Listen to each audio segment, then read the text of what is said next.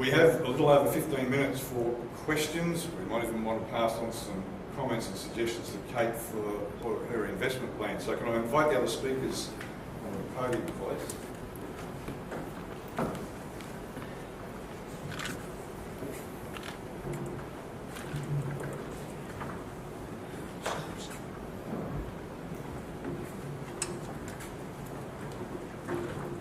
Right, the floor is yours. Can I ask you, yes sir, I don't believe we have a roving mic, so just so that everyone picks it up, can I ask you to speak as loudly as you can and tell us whether you're directing it at all of the panel or a particular member. So yes sir.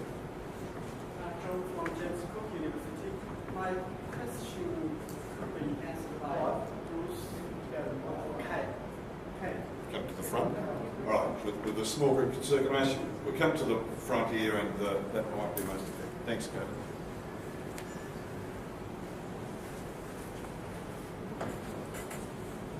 Thanks for the presentations. My question could be answered by either Bruce or Kate. In your presentations, national collaboration has been emphasized several times. But in different states, we have different major industries. For example, in AMT, we have mainly cattle industry. We don't have many broadacre. And in Western Australia, we have a lot of wheat, but probably less other stuff. So when we have the national collaboration, that is good, but then how do we sort of cater for those regional needs? Thank you for the question. The few mechanisms are operating which I think are very useful. One of the things that's happening is the jurisdictions are developing structures to their organisations which are more attuned to the priorities that are near to their regional objectives. So they are relying on others often to provide at least part of their services or the whole of their services in areas which are less significant to their region. So for instance, I'll use a Victorian example.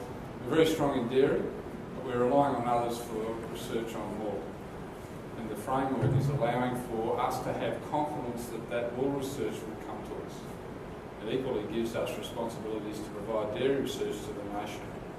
So that interdependency is there. And that's a very helpful way of consolidating good capability. The other way is that as strategies are developed for particular sectors or cross-sector areas, all the parties are involved, all the jurisdictions and are invited to be part of the strategy development. If not that, they're part of sign-off on the strategy. So that is important. The third thing is that we are requiring, through a set of guidelines, that regional priorities must be considered in strategy development. So each of the strategy team or the government's committees that look over the strategies will have to have processes in place which consider regional priorities.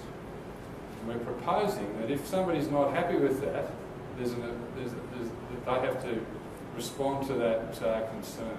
So we've got a few layers of threads to support that those regional priorities. The final one I'd add to that is that PISC provides overall governance. And if those three mechanisms didn't work, through PISC we would see regional concerns being raised at that level. So you'd have a fourth layer. If I just touch briefly on the grain strategy, where we've looked at streams and taking roles.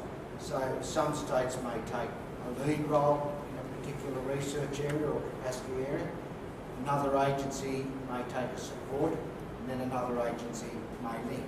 And how that came about is looking at, if we looked at the old system of R&D where we had lots of people doing lots of things, probably not as effectively as they could be, and some duplication in the system.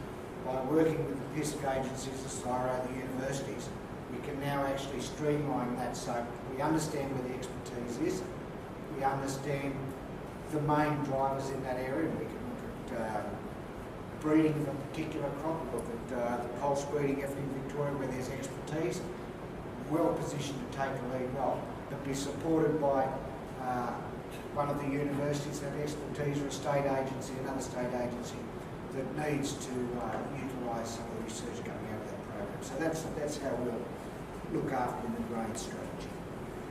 Right, another question. Hi, it's Yusheng from Aares. My question here is for all the panel. Now, last year, at the end of last year, PC Review actually reasoned the point that the public army, especially for Australia, seems to be over-invested, which leading to query about the system. Well, some other researchers, from Julian's, talk as well as some Aares research about the high return rate to the public investment. Read there. This seems to, give some conflict information. So I just want to ask for some comments from the panel. Are we in the era that we are over-invest or under-invest the public army, especially for Australia's case? Given the current situation,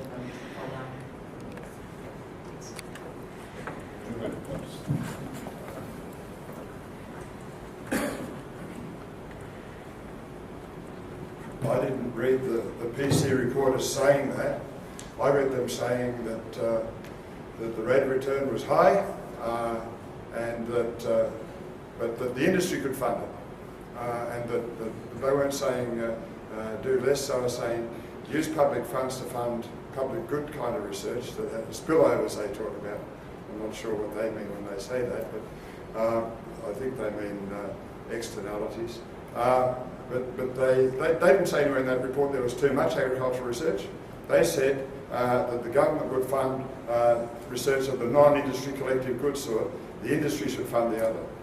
And I disagree with everybody who says there's too much. I'm absolutely convinced there's not enough. And everybody I work with says that too. So if anybody here thinks there's too much agricultural research, hands up.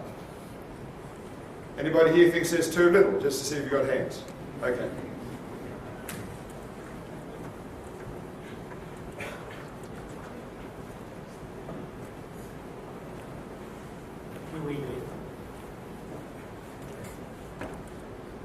Hi, Richard Lynch from Ministry of Agriculture and Forestry in New Zealand.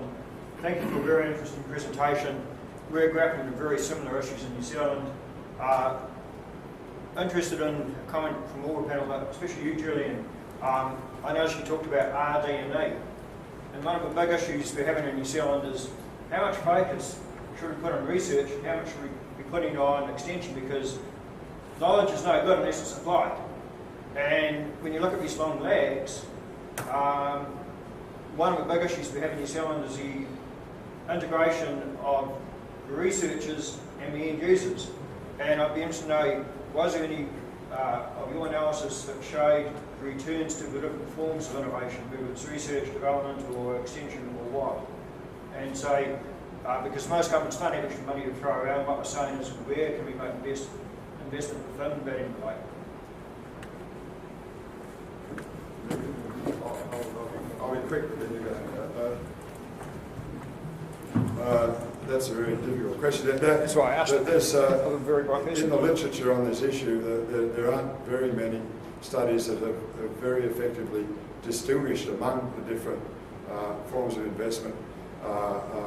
We weren't able effectively to, in our own work,